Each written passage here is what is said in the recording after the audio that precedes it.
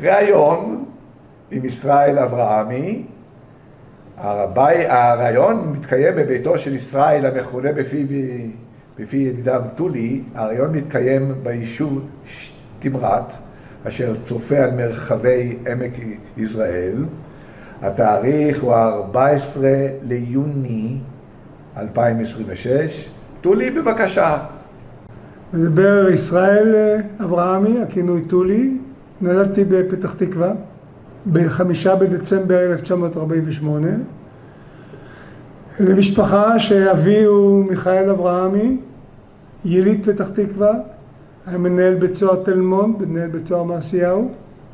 סבי ישראל אברהמוב ממייסדי פתח תקווה, ולאמי דינה שעלתה ארצה ב-1935 מווילנה.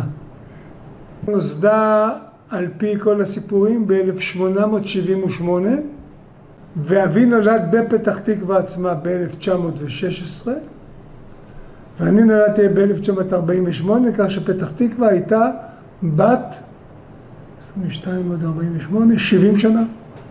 למדתי בבית ספר, גדלתי בעין גנים, שבעצם היה המושב הראשון בארץ, ב-1908. למדתי בבית ספר אבא מעין גנים, למדתי את תיכון ברנר בעין גנים, והתקבלתי לעתודה הרפואית לרפואה בשנת 1966, למחזור הראשון שפתח את בית ספר לרפואה בתל אביב. עין גנים, כפי שאמרתי, היה המושב הראשון בארץ, ואשר בו הייתה אווירה מיוחדת של מושב בתוך עיר. בשנת 1937 עין גנים החליטה להתאחד עם פתח תקווה, ולהפוך חלק מפתח תקווה, כשכונה שנקראת עד היום עין גנים, ברחוב הראשי עין גנים. ישנם מספר אנשים מאוד ידועים שחונכתי על ידם בעין גנים. אחד זה הסופר תמר בורנשטיין לזר, מחברת קופיקו שהיא מעין גנים, המורה טובה שומרוני שהייתה המחנכת שלי בעין גנים, ושאר המורים, המורה אסתר שטרייט, הסופרת אסתר שטרייט וורצל, ועוד אנשים שהם היו המורים שלנו בעין גנים. אני גרתי צמוד לפרדס בפתח תקווה שנקרא פרדס פנחסי בפתח תקווה. רחוב עין גנים היה אותו רחוב של המושב, היה רחוב ארוך שהיו בו כל המשקים, חלקם בזמני כבר משקים לשעבר, כי ברגע שהצטרפו לפתח תקווה, חלק מזה הפכו להיות אנשי נדל"ן. קיים בית הכנסת בעין גנים, שבו היה בית הספר שלנו הראשון. עדיין היו מבנים היסטוריים שחלק מהם נדמה לי קיימים עד היום בפתח תקווה עצמה.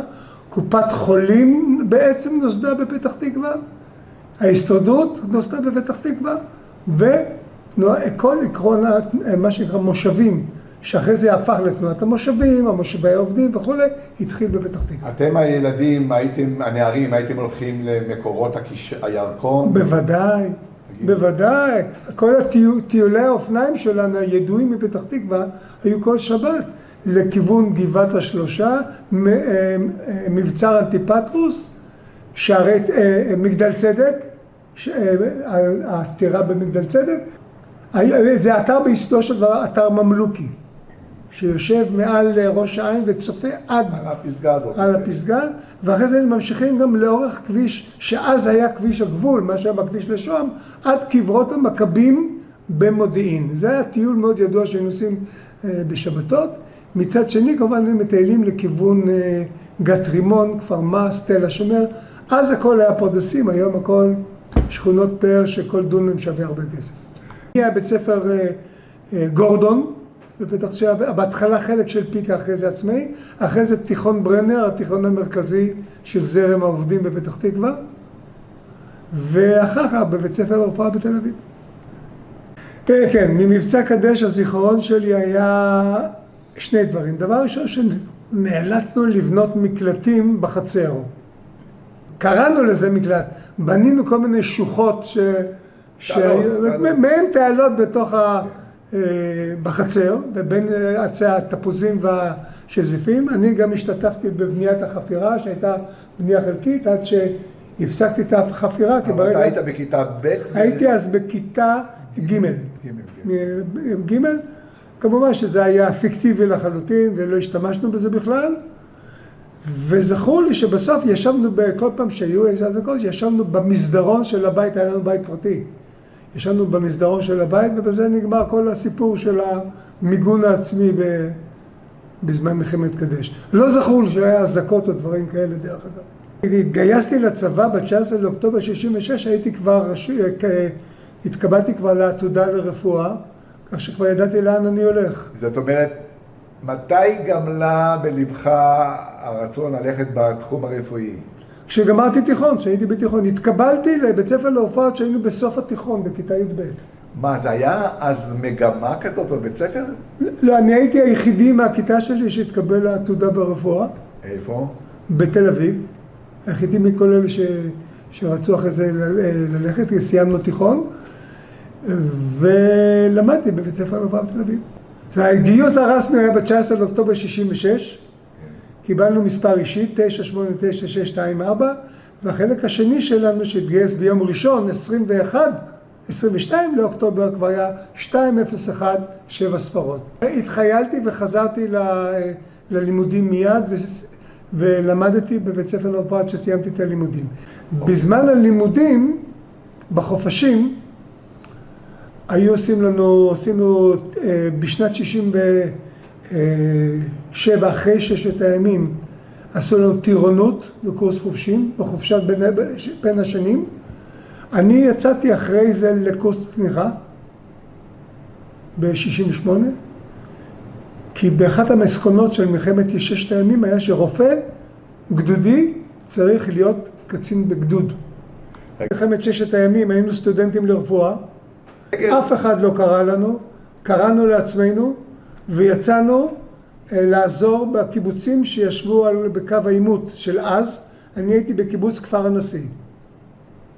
אנשים פרטיים שבאנו לעבוד ולעזור לקיבוצים. עזרתם בשדות? כן, בשדות, בכל הדברים. אני לא גייס אותנו אף אחד, כי עוד לא היינו, אפילו טירונות לא עשינו. יוני כבר לא לומדים באוניברסיטה. ואז החליטו לעשות לנו קצת שינוי בתוכנית הצבאית, לעשות טירונות בקורס חופשים.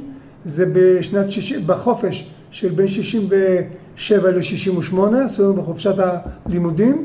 ואני אחרי זה הודיעו, אמרו שיש, אם מישהו מוכן להתנדב לקורס צניחה, כי צריכים שהרופאים בגדודי הצנחנים יהיו צנחנים גם הם. אז יצאתי לקורס צניחה, בסוף הייתי רופא בשריון. יש לי 10 צניחות שעשיתי בקורס צניחה, עשיתי 10 צניחות. וכשהגענו במלחמת יום כיפורים, שזה הדבר העיקרי שנגיע, גויסנו, זה סיפור בפני עצמו, איך גויסנו, לא הגענו לצנחנים כי היה צריך, גויסנו בתור רופאים. אני אספר את נושא הגיוס שלנו ביום כיפור, כי זה סיפור מיוחד במינו. כן, נגמר במלחמת 6 הימים, המשכתי בלימודים. בקיץ 1968 גייסו אותנו בחופשת הלימודים, גייסו אותנו בתור חובשים, כי כבר היינו חובשים, לשבת במוצבי התעלה וברמת הגולן. אני ישבתי במוצב שנקרא בתעלה? בתעלה, בצב אמנון. מוצב אמנון היה על גבול, ליד מוצב בודפסט, על גבול התעלה הים. כולנו, כל העתודאים ישבנו במוצבים לכל אורך התעלה. זה היה לקראת קיץ 68, כי בדיוק באותו שבוע היה גם את הפלישה של רוסיה לצ'כיה. אביב ב-1960, אנחנו ישבנו כחובשים בתעלה. לא. היו לכם נפגעים? לא. במלחמת בהתשה לא היו נפגעים. לנו במקרה במחזור שלנו לא היו. בעיקר ישבנו בתוך הבונקר. הבונקרים במלחמת ההתשה. כל אחד במוצב שלו כמובן. אני הייתי במוצב ואמרתי על חוף הים, במפגש בין הים מול פורט סעיד. בין הים ותעלת סואץ. קרוב מאוד למוצב בודפסט. זה היה מעין תת מוצב של מוצב בודפסט. מפקד המוצב שלי היה סמל מגולני, שאלוהים יודע איך קוראים לה. היינו 8 אנשים במוצב. והמוצבים של אז לא היו תעוזים, זה היה בתחילת הבנייה שלהם. אוהל. שום דבר לא מוגן. אוהל, מגדל וכמה שקי חול, זה היה מוצב. אבל אני רוצה להבין, אתה אומר מלחמת התשה, לא ירו עליכם?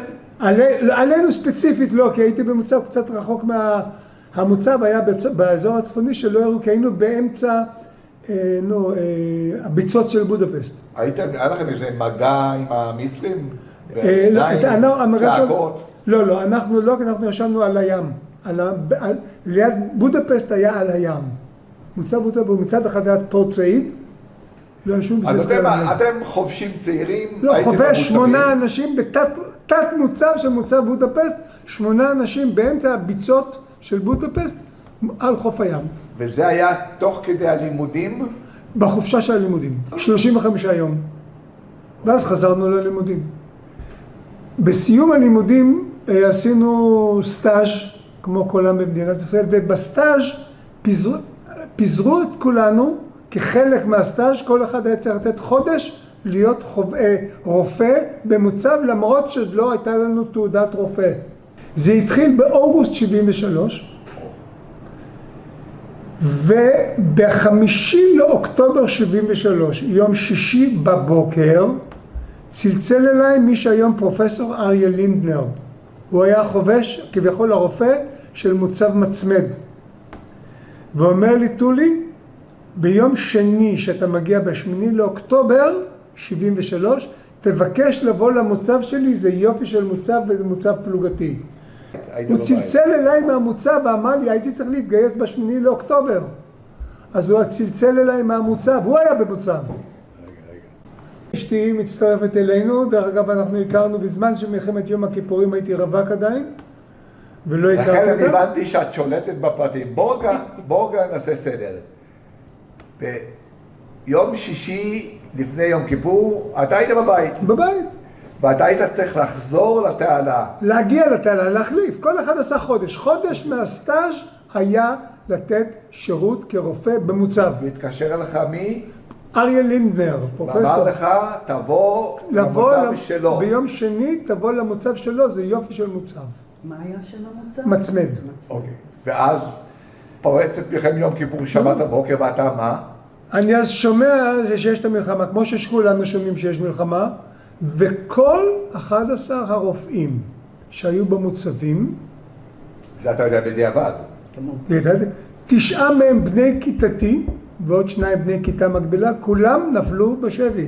תוך כמה זמן? באותו יום שבת, זה כל הסיפורים של השבי, בשבת בצהר, ביום הכיפורים בצהר. אבל אתה עדיין בבית, נכון, פתח תקווה, נכון. מקבל טלפון. אז הודיעו לנו מיד, לא, לבוא מיד לצבא, הודיעו לנו שאנחנו מתגייסים ב6 לאוקטובר בערב, באנו למחרת בבוקר, 7 לאוקטובר, יום ראשון בבוקר, ואמרו לנו, אתם עכשיו יוצאים לקורס קצינים, קציני רפואה, אתם לא יכולים לרדת בלי שאתם קצינים. ב7 לאוקטובר התחיל כל העתודאים, תל אביב וירושלים, התחיל קורס קציני רפואה שנמשך בדיוק 4 ימים. ב-11 לאוקטובר 73 אמרו לנו, חבר'ס, קחו את הדרגות סגן, נמשיך את הקורס אחרי המלחמה, צריך אתכם בקווים. מפקד הקורס, לימים השר מאיר שטרית. הוא היה מפקד הקורס שלנו. מפקד אדמיניסטרטיבי כזה. כן, כן, היה חובש במקצוע. הוא היה מפקד קורס רופאים של צה"ל. אוקיי, ב-11 באוקטובר... בבוקר. הרסת את מטלטליך ויצאת לאן? הגעתי לרפידים. בית החולים ברפידים, ביר גפגפה. קיבל אותי מי שהיה מפקד רפואה פיקודי של פיקוד דרום, ערן דולב. לימים קרפ"ר. קרפ"ר, קצין רפואה אודי. ערן דולב קרא לנו מיד ואמר לנו, חבר'ה, אין לכם הרבה ניסיון, תעזרו לנו בפלוגות הרפואה. כי אין לכם ניסיון צבאי. וחצי שעה אחרי שהגעתי, ואנחנו אז אמרנו, מה אנחנו נלך לפלוגות רפואה, אנחנו רוצים להיות לוחמים וללכת בגדודים, והוא אמר לו, חבר'ה, אין לכם עוד הרבה ניסיון, תעזרו לי בפלוגות הרפואה. רק כדי להבין את קציר הזמן, בזמן הזה של ה-11 באוקטובר שהגעתם לרפידים, האם כבר ידעתם מה עלה בגורל חבריכם? חברינו, כן, ידענו שכבר הייתה מתחילה סיפור של הצליחה של התעלה. לא, מה אתה ידעת? ידענו שכולם נפלו בשבי. כן? כן, ידענו. ואז חצי שעה אחרי שהוא דיבר איתנו, ניגש אליי ערן דולב ואומר לי, טולי, אתה בטוח שאתה יכול לרדת לגדוד שרק משתתף עכשיו בצליחה? הרופא של הגדוד נפצע, צריך רופא במקומו. אמרתי, אין בעיות, ודאי. שלחו לנו מסעית זיל רוסית, שמלקחת ציוד, בא הנהג של הזיל ואמר לי, דוקטור, תעלה למעלה. עליתי על הזיל למעלה, ישבתי על ציוד, על תחמושת, על כל מה שאתה רוצה, על הארגז למעלה, וככה הביאו אותי לגדוד, גדוד 409, חטיבה 600, אוגדה 143, שהיה בדיוק על העלייה לחמדיה. מי היה מג"ד 409? עוזי בן יצחק, סמג"ד עמוס אונגר. ואתה הרופא המחליף, הגדודי. שנכנס כרופא. כשאת ברעיון, אז אני מבין שהסיפור שלך מקביל. אז בואו נראה מאיזה שלב את נכנסת לתמונה. אוקיי. אני באותה תקופה, במלחמת יום כיפור, כבר לא הייתי בצבא, כבר עבדתי בחברת תעופה בריטית, שניהלתי אותה בחיפה. אבל הכרת את... לא, עדיין לא הכרתי אותו. ואנחנו בעצם נפגשנו בשנת 74. רוצה לציין בדיעבד, אמנם לא הכרנו, אבל מהסיפורים אחרי זה, כל פעם יצא לי לחשוב על ילד בן 23 שבא להיות רופא גדודי ולא יודע לאן הוא נופל. אנחנו עלינו צפונה, פתחנו את הפתח לתעלה לכיוון חמדיה. אבל אתה הגעת עם זיל. כן, זיל, כן, ודאי. ולא ירו עליך... בדרך ירו, כן, ירו, אבל לא רציני. עד שהגעתי לתאגד, כי התאגד היה בלי רופא, באמצע העלייה על חמדיה, באמצע המלחמה. ונכנסתי מיד כרופא בתאגד. ביום הראשון שהגעתי, באותו יום, פונו לתאגד 10 או 11 הרוגים, ומעל 100 פצועים. ככה התחלתי את קריירת הרפואה שלי. האם זה היה המפגש הראשון שלך עם המוות? עם המוות לא, אני באתי סטודנט מבית חולים. המפגש הראשון עם אירועים צבאיים, מלחמה צבאית, כן. אתה, כאשר פגשת את מוראות המלחמה, אתה אולי להבדיל מאחרים כבר היית מוכן מבחינה מקצועית, שגם הקרין על הפסיכולוגיה. אמרת, אוקיי, בשביל זה הוכשרתי. נכון. אז אני אומר, הגיעו כמה עשרות פצועים, היו גם כמה הרוגים. טוב, הרוגים זה לא טיפול של הרופא, הרוגים זה טיפול של הרבנות, רק מה, שמים אותם בתאגד, אבל זה לא טיפול של הרופא. ואז כל הידע שלי ברפואה, בעצם הייתי 11 ימים רופא, כי בראשון לאוקטובר 73, זה הזמן שבעצם בדיעבד קיבלתי את רישיון הרפואה ממשרד הבריאות. איך התאגד תפקד? זה התאגד של גדוד מילואים. המפקד זה אני, הרופא הגדודי הוא מפקד התאגד. אתה הפכת להיות מפקד התאגד. אני הפכתי להיות מפקד התאגד, ישר, בוודאי. אני זוכר, כמה אנשים עמדו ברשותך? 20 וכמה אנשים. ואיך תפקדתם? תראה, קודם כל תפקדתי כרופא, אבל כשאני מסתכל על זה בדיעבד, הלחץ האדיר שלך כרופא, עם פצועים וכו', אתה תפקדת כרופא. כל יתר הדברים שמסביב, היו רק אחרי שהייתה הפסקת האש, אני זוכר, הפרדת הכוחות או משהו, אני לא זוכר איך זה היה, רק אז הבנתי איפה אני נמצא פחות או יותר, הגיע הרופא החטיבתי, קראו לו חנן טאובר, שאחרי זה מנהל מחלקה אורתופדית בבית חולים קפלן, והוא אמר לי, נפסקה המלחמה, צריך לארגן את התאגד, ורק אז התחלתי להכיר יותר את האנשים. ראית הרוגים, אבל שהגיעו פצועים שטיפלת בהם, האם אתה יודע כעובדה על מקרים שממש הצלת חיים? עכשיו, התשובה היא כן ולא, אני אגיד לך מדוע. קודם כל זה היה המון. מבחינת תאגד של כמה עשרות פצועים, זה היה המון שחלק מהטיפולים נעשו במהירות רבה, ופונו מיד לאחור, כי היינו בקו אש. גם ירו עלינו. מפינה בהליקופטר, עם אמבולנסים וריוסים. זה לא לבנון. זה לא לבנון, איזה הליקופטר. לא היה הליקופטרים? מה פתאום? פינינו אחור לפלוגות הרפואה שהיו מאחורנית. זה היה טיפול מה שנקרא life saving procedure. טיפול מחיה, החייאה. מי שצריך חבישה מיידית, לדאוג שהם יצאו מאיתנו חיים, אלה שהיו במצב קשה, ויגיעו לפלוגת רפואה שנמצאת 4-5 קילומטר מאחרינו. האם עשית ניתוחי חירום? ניתוחי חירום לא, טיפולי חירום. לא יצא לך? לא, הסיפורי ניתוחי החירום הם היו הרבה פחות ממה שמספרים עליהם בהצל"שים. זה לא ככה. בדיוק. מה כן? אתה חייב לעשות מה שאתם, טיפולים מצילי חיים. הנשמה זה טיפול מציל חיים. עצירת דימום זה טיפול מציל חיים. קיבוע שברים, אלה דברים שמצילים חיים. את הניתוחים זה טוב בשביל הסיפורים, יש מעט מאוד צורך בניתוחים. אבל אני עדיין רוצה בכל זאת לעבור עוד פעם לנקודה הזאת, שאתה בחור בן 23 וחצי, לקראת 24. ואתה מטפל, אפשר להגיד, כמו שלימדו אותך, ועבדתם לפי הספר. לפי הספר, כי אני מכיר סיפורים שחבר'ה שלא הכשירו אותם, והם יצאו הלומי קרב. אתה באת מוכן, האם... אני חייב לציין, דבר שדיברנו זה אחרי זה הרבה מאוד פעמים. סיימנו בית ספר לרפואה מהטובים בעולם.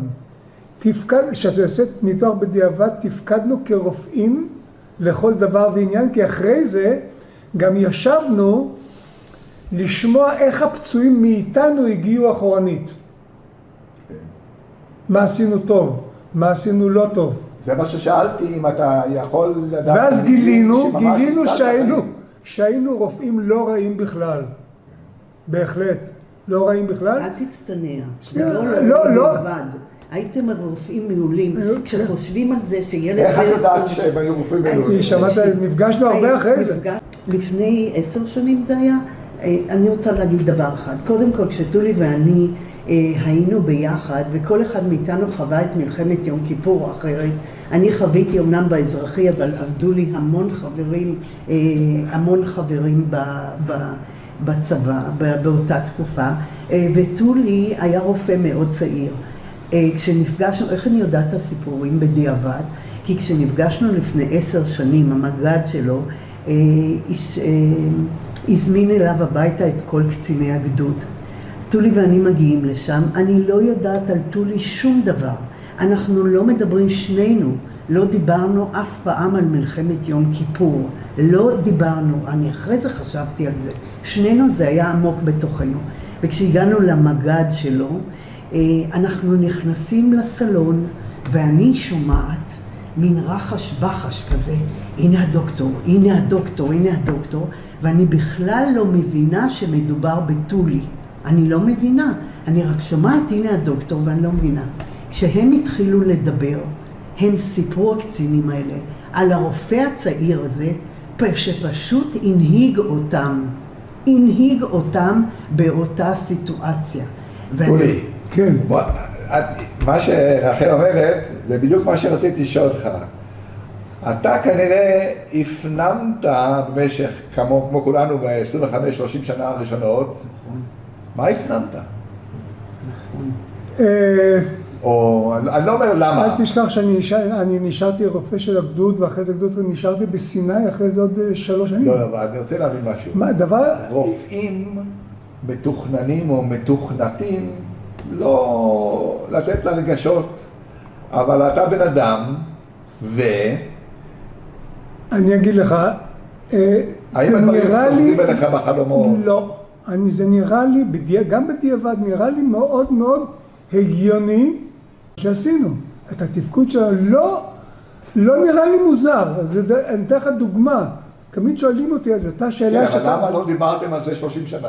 דיברנו, אולי אשתי לא הקשיבה לי. לא נכון, טולי, אתה לא פייר. אנחנו לא דיברנו. אני זוכרת שאחרי שחזרנו מהמפגש הזה עם הגדוד, אני חושבת שאחרי 3 חודשים, טולי התחיל לדבר איתי על מלחמת יום כיפור, ולא הפסיק הרבה שבועות.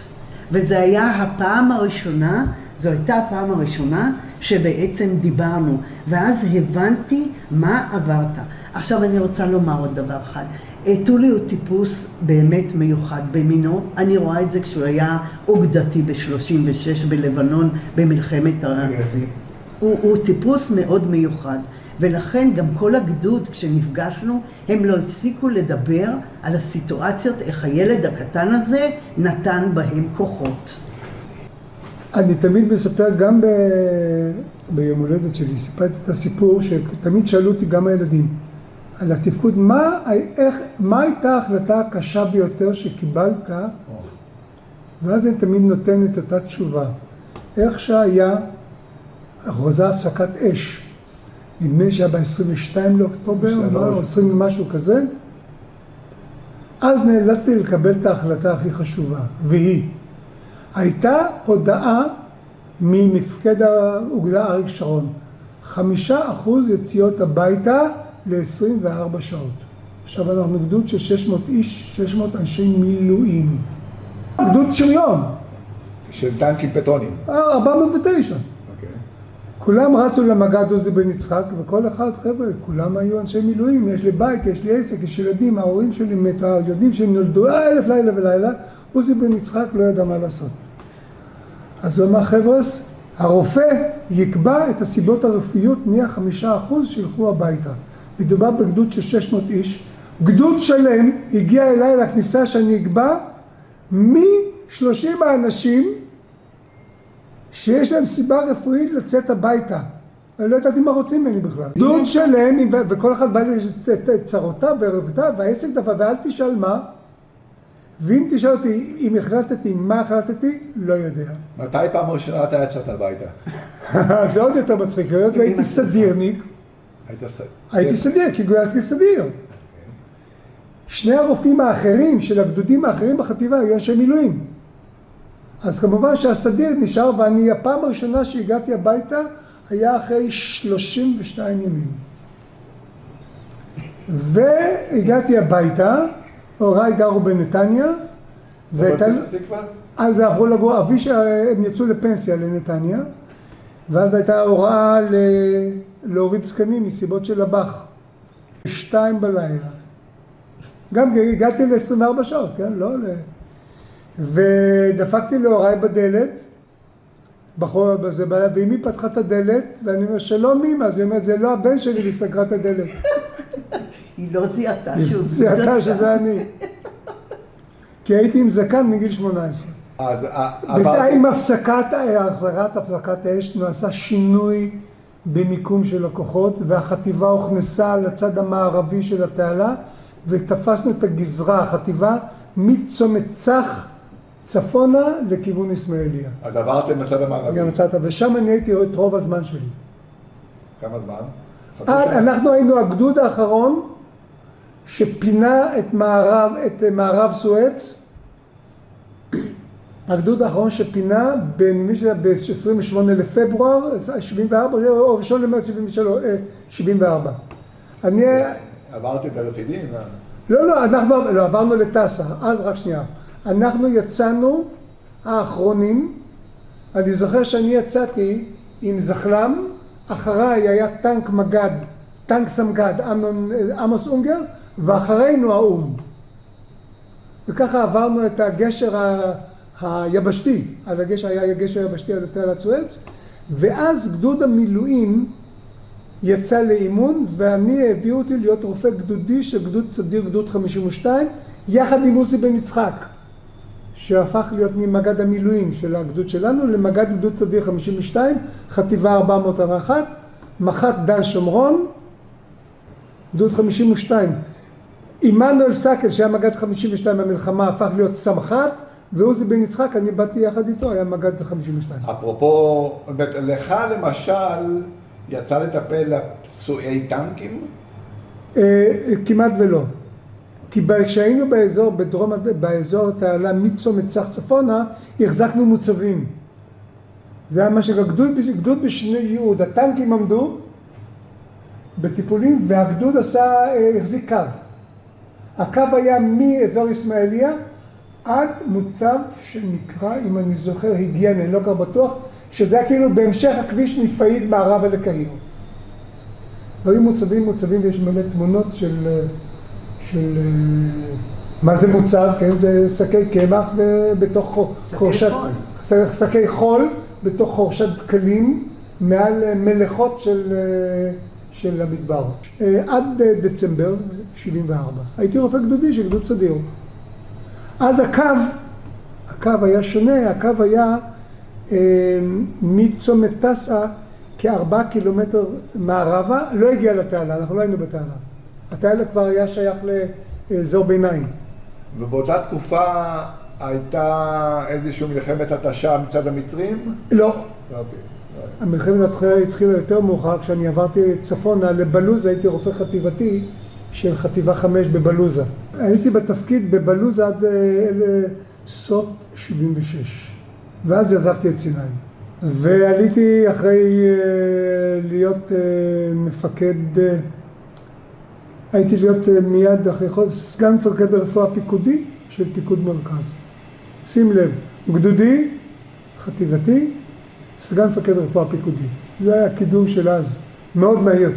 וקיבלתי דרגת רב סרן אישית כדי להיות בתפקיד סגן מפקד רפואה פיקודי של פיקוד מרכז. כי הייתי בסך הכל 3 שנים בצבא, מטוראי. פעם מגיעה אחת הדמויות ההירואיות שהכרתי בצה"ל, שהוא המפקד האישי שלי, קראו לו קרלוס פורט אשר פרלמן, בעל עיטור העוז מפעולת קראמל. הוא היה המפקד הרפואה הפיקודי. ואז נקראתי לקצין רפואה ראשי, דני, שברגע שהוא מונה דני מיכאלי, הרש של יפרם מיכאלי, והוא ביקש ממני לשקול את האפשרות של לחתום קבע. אין רופאים, וגם אין רופאים עם איזושהי הכשרה צבאית, כי עד לפני כן רופא היה גומר לימודים, עושה קורס קציני רפואה של חודש, והיה רופא של הגדוד, אז הגיעו למסקנה, לשתי מסקנות, שרופאים צריכים להיות גם קצינים בגדוד, ואז התחילו לעשות טירונות, קורס מ"כים, בה"ד 1 לרופאים. אבל אתה כבר עברת. למזלי לא הייתי צריך לעשות את זה. אבל איזה קורס עשית? מ"פים, לא? מ"פים חי"ר, זה אחרי יותר מאוחר. ואז הוא ביקש ממני, בהיות ואין לנו אנשים עם ניסיון, והוא ביקש מאוד מאוד לחתום קבע. אני התחלתי, הייתי אמור להתחיל באורתופדיה, להתמחות באורתופדיה בבית חולים תל השומר, ואז הציעו לי את האפשרות בגלל פגועי פנים די רבים, לשקול את האפשרות של להתמחות בכירורגיה של פנים ולסתות. אבל בהקשר של צה"ל. כן.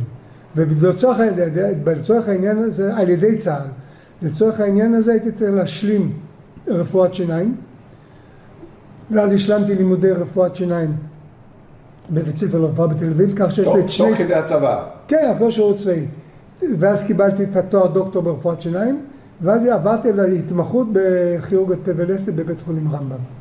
לפני תחילת מלחמת לבנון הראשונה, במאי 1982, קרא לי קצין רפואה ראשי, ערן דולב, ואמר לי, תשמע, אני מריח מלחמה. אני רוצה שלאוגדה 36, האוגדה המרכזית של צה"ל למלחמה המיועדת, יהיה רופא אוגדתי בעל ניסיון צבאי. אם אתה מוכן להיכנס לתפקיד רופא אוגדתי של אוגדה 36. ולהחליף את בן כיתתי שגם היה איתנו אבי לבנה. וזה מה שקרה. בראשון ליוני 82, שבוע לפני, נכנסתי לחפיפה בתפקיד של קצין רפואה אוגדה של אוגדה 36. מי האוגדובר? אביגדור קהלני. למעשה כשטולי התחיל את האוגדתי, הצבא העביר אותנו לקיבוץ. משום שאז בתקופה הזאת הצבא היה מעביר את המשפחות שתהיינה קרובות. והיינו בקיבוץ אפיק שהיה 1.5 קילומטר מהגבול הסורי. שמעון שבס. כן, שמעון שבס, הוא היה השכן שלנו אגב. ואני עוברת לשם עם 2 ילדים, אחד בן 2.5 ואחד בן 5, והכל בסדר. ויומיים אחרי זה טולי כבר יוצא ללבנון. 6 ימים אחרי זה. 6 ימים אחרי זה טולי יוצא ללבנון, ואני נשארת לבד בקיבוץ. שמעון שבס והמשפחה שלו, וגם עופרה בן הגיא שהייתה המזכירה, היו יוצאים מן הכלל בליווי שלהם, אותנו כמשפחה נקראת. כמה זמן התגוררת שם? התגוררנו 4 שנים. עד סוף 85. עד סוף 80. זיכרונות מדרום רמת הגולן. וואו, יש המון. צבעים, שועלים, חזירים. חדירות של מחבלים. חדירות של מחבלים. גרנו בדירה קטנה של חדר ומטבחון, והיה ממ"ד, מקלט שהיה מבטון, שזה היה חדר שינה שלנו. החדר שינה הזה היה מקיר לקיר, מקיר לקיר, והיה ארון הזזה. כשאתה פותח את הארון הזזה, אתה מכניס, יש איזה גומחה. ואני, כשטולי לא היה בבית, והיו לנו המון הקפצות, הייתי עושה לילדים שהיו בני 4 ומשהו ושנתיים, תרגולת. הייתי אומרת להם, תקשיבו, בואו נשחק, סיים משחק. כשאמא אומרת לרוץ, אז אתם רצים לגומחה הזאת ונכנסים לפנים. נכנסתי ללבנון ביוני 82, סיימתי בלבנון באוקטובר 83. רצוף. הייתי רופא אוגדתי של אוגדה 36. עשיתי את כל המלחמה עם האוגדה. אחרי זה... טיפלת בפצועים? לא, הייתי רופא. קצין רפואה אוגדה לא מטפל בפצועים. קצין רפואה אוגדה אחראי על כל נושא הרפואה באשר הוא באוגדה שבה היו כמעט 20,000 איש. זה אומר הצד המקצועי, לדאוג לצד המקצועי, והצד המבצעי של פינוי הנפגעים. בהליקופטרים. הפעם היה מלא מזה, והייתה לי בתור רופא אוגדתי, הייתה לי רשת פינוי משלי. לכל רופא אוגדה, חיל האוויר, הקצה רשת, והמסוקים היו ישירות בהפעלה של הרופא האוגדתי. מי שקובע מוות זה הרופא בשטח. מי שמבקש פינוי זה הרופא בשטח. ומדוע? ההרוגים הראשונים במלחמת לבנון הראשונה היה מסוק רפואי שנורה מהארץ ונהרגו בו 2 הטייסים ורופא 4 אנשים. מדוע? כי הקריאה לפינוי הייתה מאיזה 2 חיילים שפתחו רימון עשן, וקצין האג"ם, אז פינוי נפגעים היה תחת קצין אג"ם. קצין האג"ם ביקש פינוי מוסק, והפינוי המוסק הזה זה הפינוי שנפל בדרך, ואז הסתבר שהשניים שאפו העשן, בדיוק 1.5 גרם עשן. אז הייתה כניסה של אורן דולב, שהיה הקרפ"ר. מיידית להוציא את האחריות של פינוי רפואי מאג"ם ולהעביר לרפואה. ואז קיבלתי, לי היה חמ"ל של 50 איש. קיבלנו כל אוגדה, קיבלנו רשת פינוי עם מסוקים ישירים לנו. אתה מזמין את המסוקים. אנחנו, האג"ם רפואה, חמ"ל רפואה, הוא מזמין את המסוקים. האישור האג"מי, הדרישה הייתה מהרופא בשטח. הרופא בשטח הוא זה שקובע, לא המפקדה ולא המג"ד, הרופא בלבד. הוא זה שמזמין מסוק, כי הוא זה שקובע אם המצב הרפואי מחייב פינוי אווירי. האם היו דילמות להזמין או לא להזמין? אני בנושא הזה שמחתי באופן מלא על הרופא בשטח. זה הייתה גם הוראה של חיל רפואה. הרופא בשטח קובע. האם אתה יצאת לשטח? המון. אני מחכה לשלום עם לבנון כדי להוציא את תעודת מדריך טיולים בלבנון. אחרי זה עברתי להיות הרופא האוגדתי של ערי השוף, ישבתי בעלי, כך שאני מכיר גם את בקעת הלבנון, גם את הר ברוך, גם את כל דרך כביש ביירות דמשק, זה כמו בשבילי כביש תל אביב חיפה. הייתי גם אחראי, כמו שטובה, על כל הפינוי מערי השוף, שפונינו באוקטובר 83, היה מצד הרפואי, וכל האחריות הרפואית הייתה האחריות שלי. אני זוכרת את הסיפורים אחרי זה כשעשו לו מסיבת פרידה, וכולם סיפרו על הדוקטור, שהוא בעצם ידע את השטח. היה דיון שלם בערי השוף, איך מפנים את ערי השוף. פתאום אני מקבל טלפון ממתן וילנאי, שיחליף את קהלני מפקד האוגדה, ואומר לי, טולי, בוא תבוא, יש דיון עם אלוף הפיקוד. מה לרופא לעשות בדיונים על פינוי מבצעי? הגעתי לשם, אני רואה את כל היושבים עם מטה הפיקוד, עם מטה האוגדה, והגייס, היה גם גייס שבא לזהו. אני לא זוכר דרך אגב מי המפקד הגייס. הוא אומר, טולי, מדובר על פינוי צירים ואתה מכיר את השטח כל כך טוב, בוא קראנו לך לדיון, ומציג קצין אג"ם של הגיס, אני חושב, את פקודת הפינוי, איך אנחנו מפנים את הרי השוף בלילה, היה פינוי לילי. ואז קמתי הרופא החוצפן, ואומר, ציר שפרור, אני זוכר את שם הציר, אחד מצירי הירידה מהרי השוף לכיוון שדה התעופה של ביירות. שם תרד חטיבה 7, אמרתי מצטער, טנקים מרכבה לא עוברים את ציר שפרור. יש להם סיבוב אחד בשטח, התחילו חטיבה 7, זה אני אומר, חטיבה 7. לא עובר יש מקום שיש סיבוב עם בית, עם עץ גדול, עם תהום, לא עובר שם. ואז היות ושקלתי קצת יותר מהיום, אומר לי מתן וילנאי, אולי טנק, דוקטור, אולי טנק רפואי לא עובר שם, אבל טנק, אמרתי, לא עובר. למחרת, הוצאנו סיום, אני באתי עם הג'יפ שלי, בא קצין אג"ם אוגדה והביאו טנק, לא עבר. שינו את כל המסלול של הפינוי על הציר הזה. בגלל הדוקטור. בתקופת שהותך בלבנון נפלו אנשים שהכרת. פה אתה מכניס אותי ודאי. היו, אני זוכר בעיקר את מי שנהרג אז בתקופתי היה... יובל הראל, אתה מדבר? יובל זה במלחמה עצמה. יובל הראל. אז אני לא הכרתי את יובל הראל, רק אחד מהשניים. מהשניים, כן. אני זוכר את טולי גבירצמן, שהשיר עליו היה שיר טולי או שיר עליו. הוא היה מ"פ אצלנו בזהו ספי, היו כמה קצינים אני עכשיו שנהרגו, שאני הכרתי אותם, אבל להיות בתור רופא עובדתי של פינוי של שטח עצום, היו לנו גם הרבה כוחות תחתינו שלא היו שלנו בכלל. היו גדודי מילואים, היו כל מיני, אל תשאל, כי הגדודים הסדירים שלנו פוזרו בין, זאת אומרת, כשהייתי רופא עובדתי של בקעת הלבנון, גדוד סדיר אחד היה שלנו, היו גדודי מילואים, היה גדודי הנדסה, כל מיני ערב רב של כוחות באזור הזה. עכשיו, מה שכן אני זוכר, זה את הנפילה של בשבי של 8 חבר'ה של ממוצב בת שבע, בחמדון. הרי 8 עם יוסקה גרוף וכל אלה שנפלו בשבי. למה אני זוכר את זה? כי החבר'ה האלה היו מוצב צד של המוצב שנקרא בת שבע, בבחמדון, בירידה בבחמדון לכיוון נחל ביירות. ובדרך לשם היה בית הכנסת של בחמדון. כי בחמדון הייתה עיר נופש שהרבה מאוד יהודים מיהודי לבנון בילו בה, והיה שם את בית הכנסת, ואני זוכר את סיפור בית הכנסת, שנסעתי בדרך לכיוון מוצב בת שבע, והייתי בבית הכנסת, במקרה, שהודיעו לי יש חטיפה של חיילים.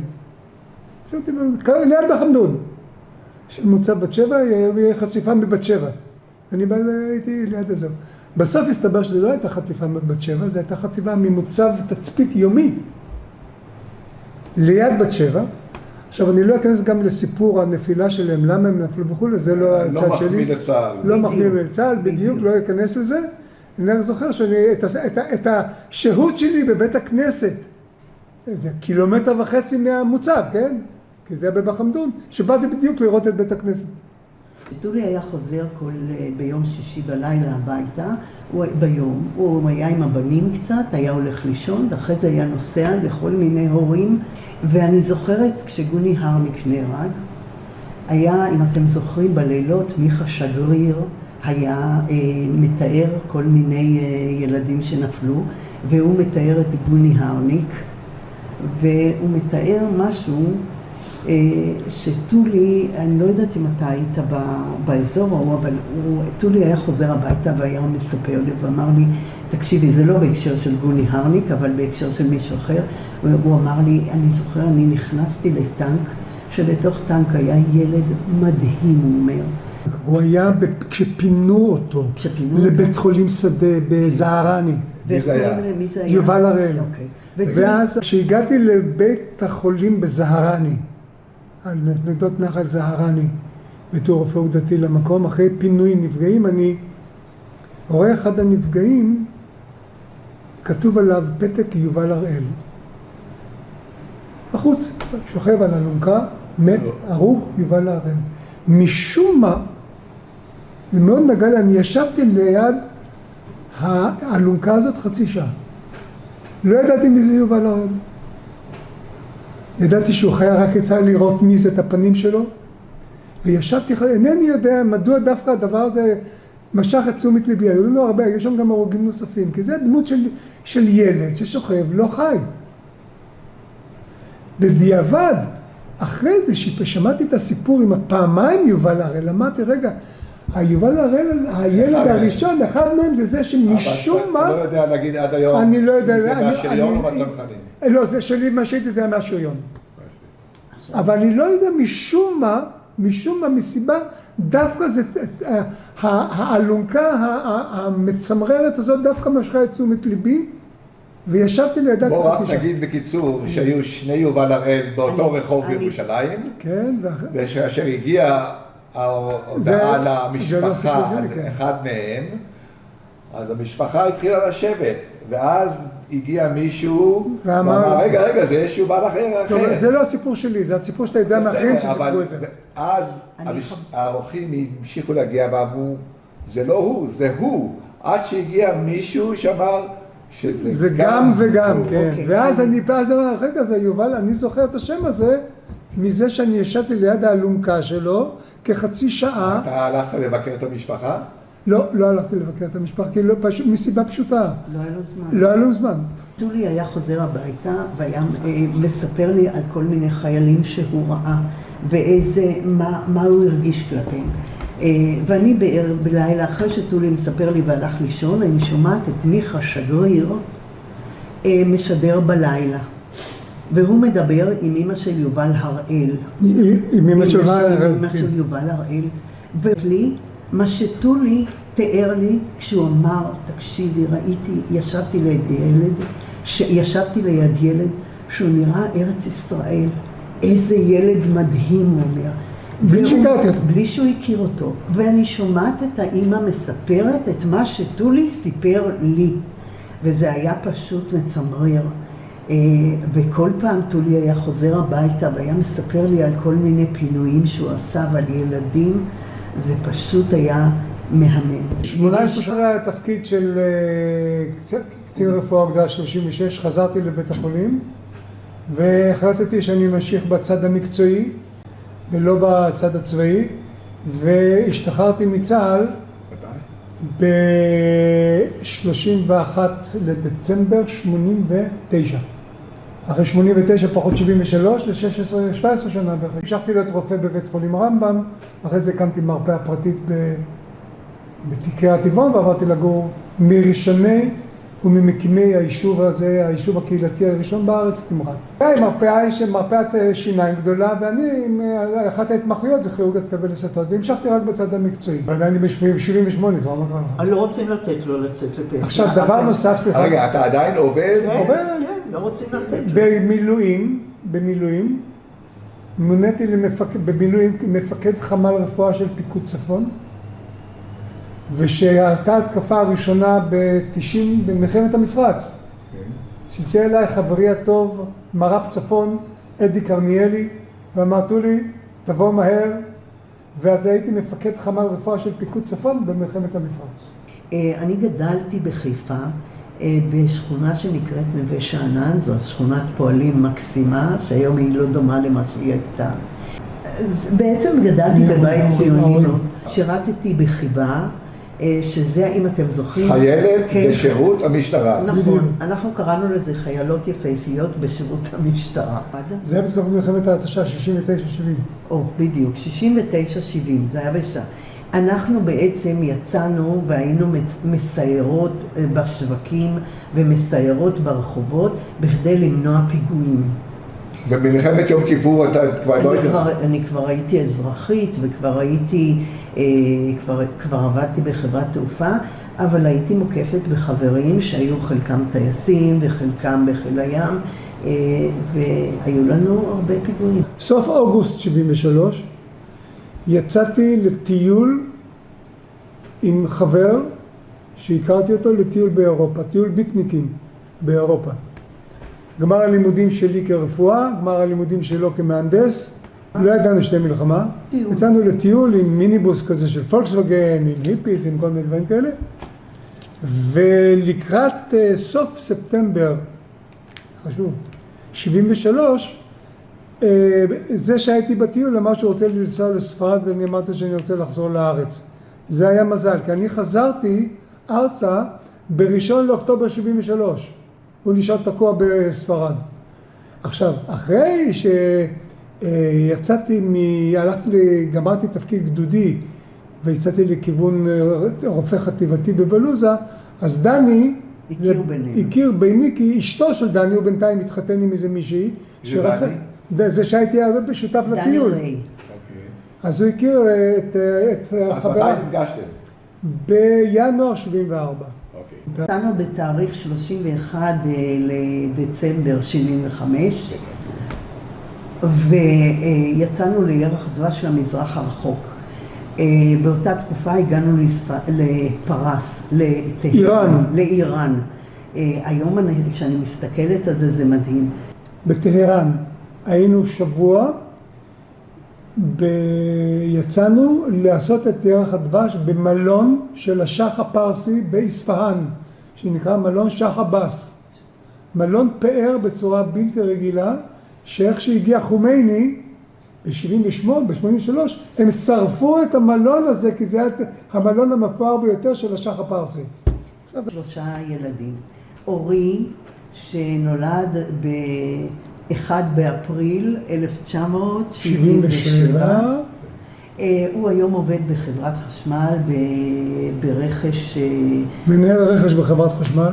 אורי היה בשריון, וכשהוא השתחרר, החלטנו להוציא אותו לטיול לארצות הברית. ושם הוא בעצם גמר את הלימודים שלו. הוא עשה תואר ראשון ושני בארצות הברית, ואז הוא חזר הביתה. הבן השני, שמו אוהד, הוא נולד ב-19 בדצמבר 79, אני לא כל כך טובה בתאריכים, והוא היום עורך דין. הוא שירת בשריון, והוא שירת בלבנון. הוא שירת בגדוד 53, בחטיבה 180, אורי שירת בגדוד 82, ואחרי זה היה מתק בשיזפון. אוהד שירת בגדוד 53 בלבנון, הוא היה הרבה מאוד בלבנון, ואחד הוויכוחים שתמיד היו לנו, הוא היה אומר לי, אסור לי להגיד איפה אני נמצא, ואז אני תיארתי לו איפה הוא נמצא. הוא למד בטורונטו וחזר בחזרה לפה, למד יחסים בינלאומיים ולמד עריכת דין, והיום הוא עוסק בעריכת דין בצבאות, עזבונות וכו'. נועה, ביתנו השלישית והקטנה, נולדה ב-28 לינואר 1986, כבר כאן בתמרת. היא שרתה בצבא בתור קצינת מודיעין מבצעית של ענף סוריה בפיקוד צפון, ואחרי זה הייתה מפקצית בקורס קציני מודיעין. אחרי זה השלימה לימודי רפואה בתחילה בהונגריה, ואחרי כן בבית הספר לרפואה בצפת, וכיום היא רופאה מרדימה בבית חולים נהריה. רופאה גדודית.